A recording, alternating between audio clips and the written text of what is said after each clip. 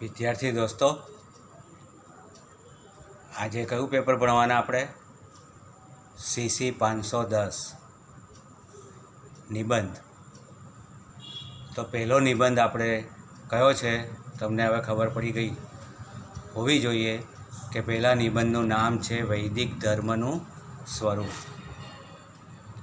તો વૈદિક ધર્મનું સ્વરૂપ એની વાત આપણે રજૂ કરીએ તો કે વ્યક્તિગત તથા સામાજિક સુસ્થિતિ ઉપર માણસના સુખનો આધાર રહેલો છે અને આથી જ વ્યક્તિ તરીકે અને સમાજના સુસભ્ય તરીકે માણસ માત્રને અમુક જ ધર્મનું પાલન કરવું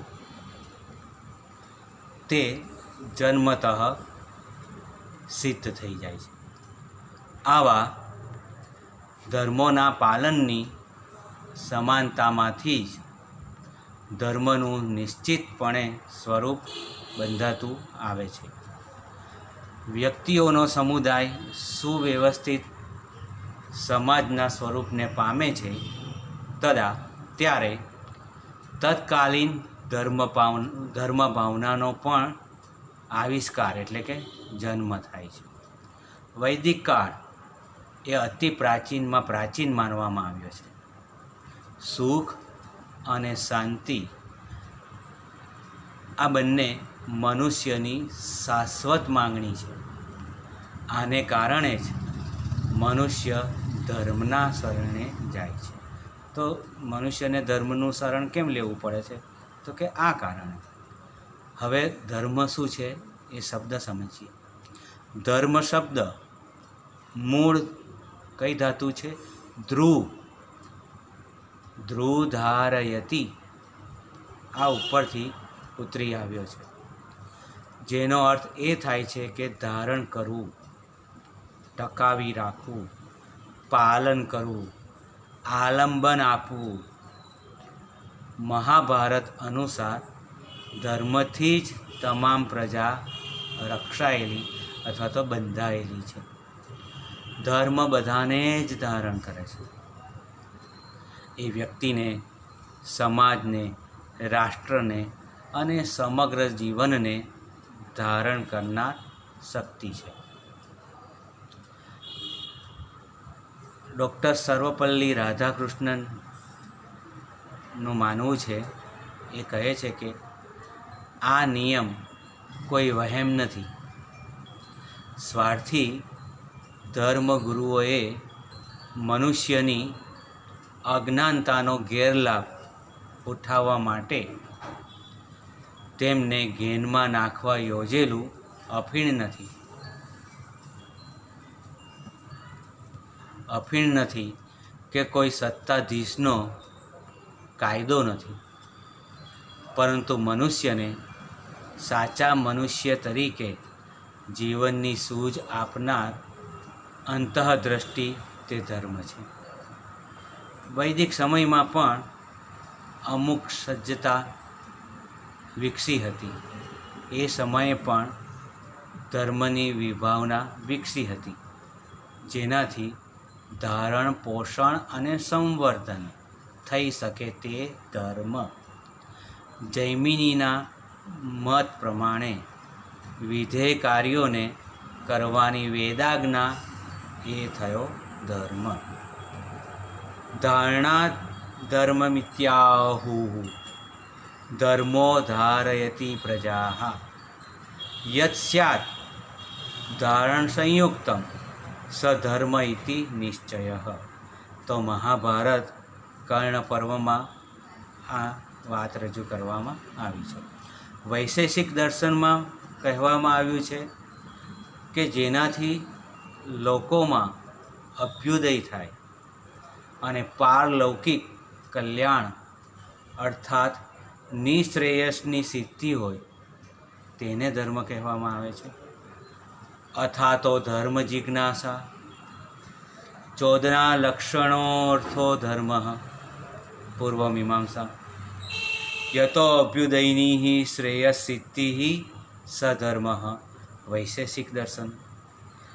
તો આપણા 4 વેદોમાંથી સૌથી પ્રાચીન વેદ એ કયો છે? ઋગ્વેદ.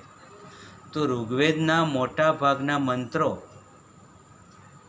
ઋચાઓ એ ધાર્મિક પ્રકારની છે, અથવા મંત્રો ધાર્મિક પ્રકારના છે. પરંતુ ઋગ્વેદમાં કયો ધર્મ છે તે કહેવું એ તો અતિ કઠિન છે. આ મંત્રો માત્ર પ્રાર્થનાઓ જ છે, તેના કોઈ વ્યવસ્થિત ક્રમાનુસાર વિભાજન કે પદ્ધતિ નથી. આથી જ એક મત પ્રમાણે વૈદિક ધર્મ ઘણો પ્રાથમિક કક્ષાનો તબક્કાનો હતો, કારણ કે વૈદિક સમાજ તે વખતે અર્ધ જંગલી પ્રજાઓનો બનેલો હતો. તો તેઓ માત્ર કુદરતી તત્વોથી આશ્ચર્ય પામ્યા હતા. તેમના પ્રશ્નો જટિલ હતા. એવા હતા કે લાલ કે કાળી ગાયમાં શ્વેત દૂધ કેવી રીતે આવતું હશે?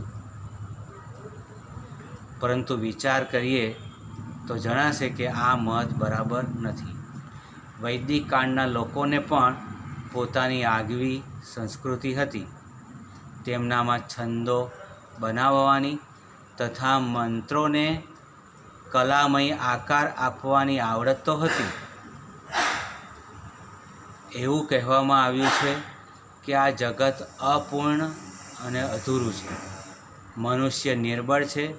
તેને કોઈ ઉચ્ચતર સત્યના માર્ગદર્શકની, મિત્રની કે કોઈના ટેકા કે આલંબનની જરૂર રહે છે, જેના પર તે આધાર રાખી શકે.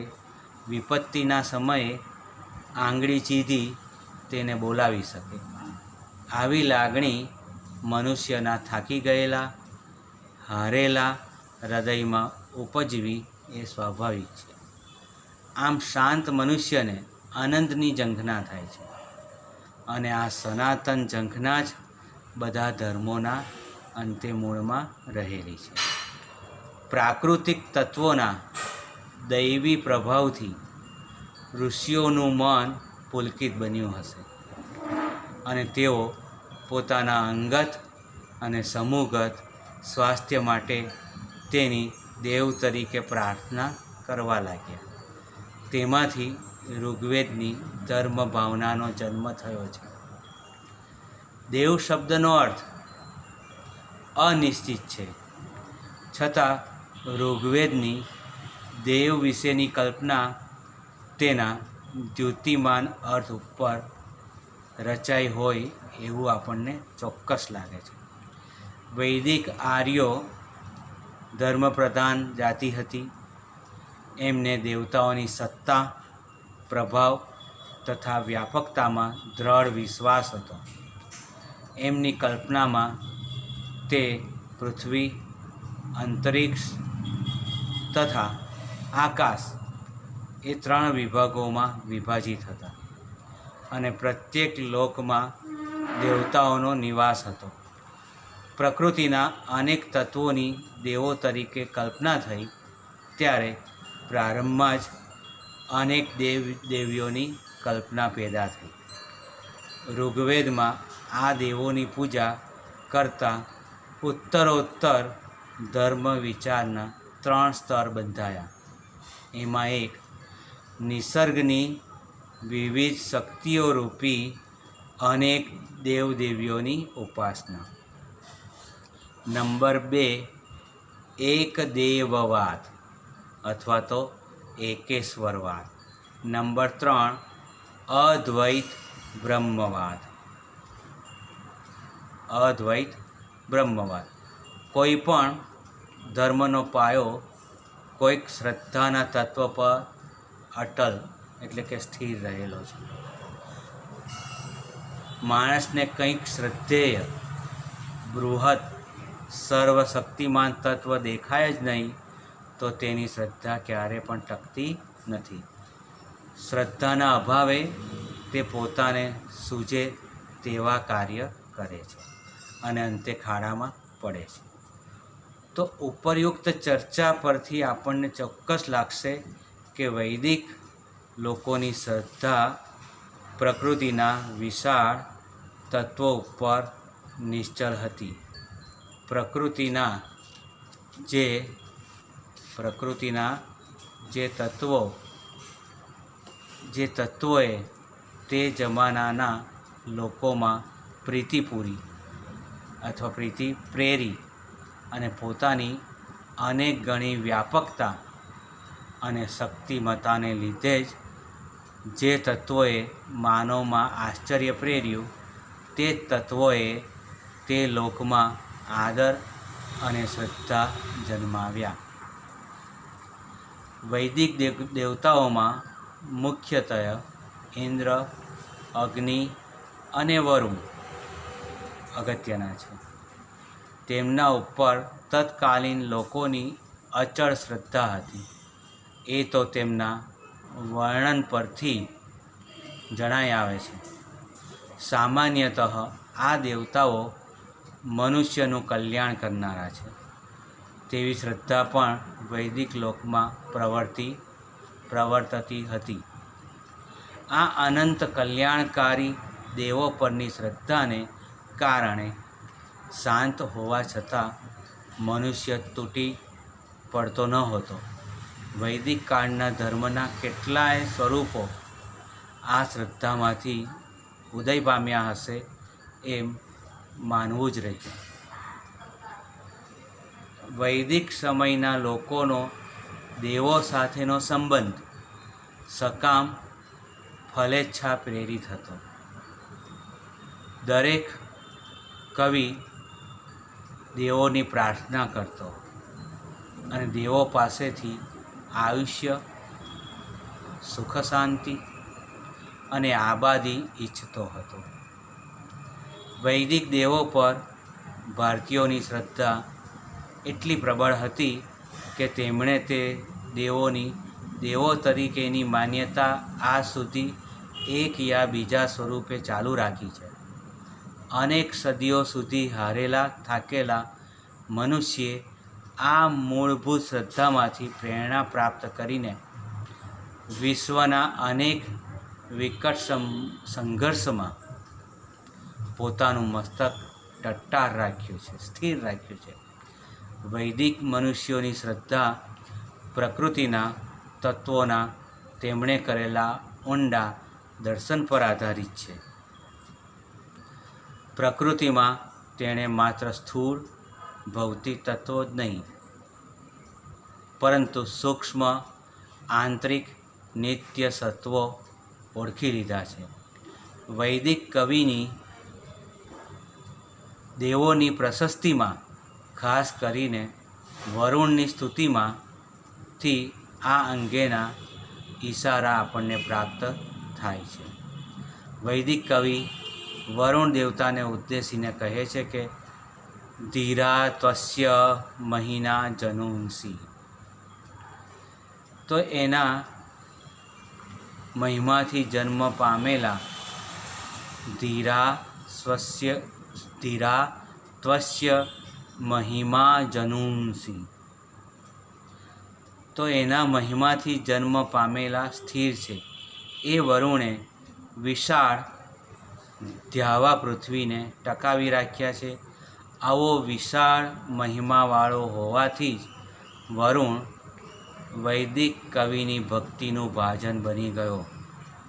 આમ વૈદિક કવિએ દેવોમાં અથવા તો દેવતાઓમાં માત્ર પ્રકૃતિનું પ્રતિનિધિત્વ કર્યું નથી, એ જોયું પણ નથી, પરંતુ આપણા સમગ્ર જીવનને સુંદર બનાવે તેવું ચાલક બળ પણ એમણે જોયું છે. આપણી સંસ્કૃતિના મૂળમાં રહેલી દેવો ઉપરની આ શ્રદ્ધા આટલી પ્રબળ હોવાથી જ એ શ્રદ્ધા પર રચાયેલી આપણી સંસ્કૃતિનું પોત વધારે મિત્રો પાકું બન્યું છે. વૈદિક કાળના માણસે પ્રકૃતિ તરફ કૃતજ્ઞ બુદ્ધિથી જોયું છે. અને તેની પાસેથી પોતાના જીવનમાં સુંદરતા અને ચિરંજીવિતા લાવવા માટેની પ્રેરણા પણ પ્રાપ્ત કરી છે. તમે જાણો છો, પ્રકૃતિના તત્વોના બનેલા દેવોમાં સર્વશક્તિમત્તા અને સાતત્ય જોવાના વલણે થોડા સમયમાં જ સર્વદૈવવાદ તરફ વૈદિક ઋષિઓને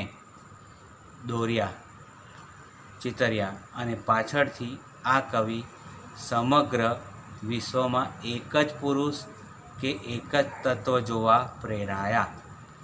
સુપ્રસિદ્ધ પુરુષ સૂક્તની અંદર સમગ્ર વિશ્વમાં વ્યાપેલા એક પુરુષનું અત્યંત ભારે અને કાવ્યમય વર્ણન કરવામાં આવ્યું છે.